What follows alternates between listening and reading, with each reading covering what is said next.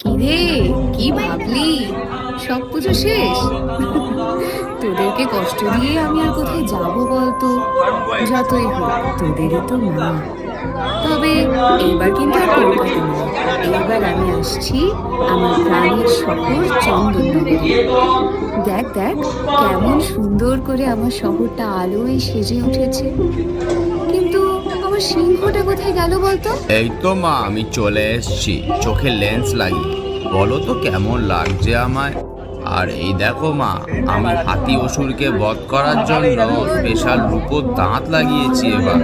বাহ, খুব ভালো করেছিস। কিন্তু এবার তাড়াতাড়ি চল রে, ওদিকে যে সবাই অপেক্ষা করছে। তাহলে তোরা সবাই রেডি তো? সমারোহে এসো হে পরম তরু সুন্দর, এসো হে।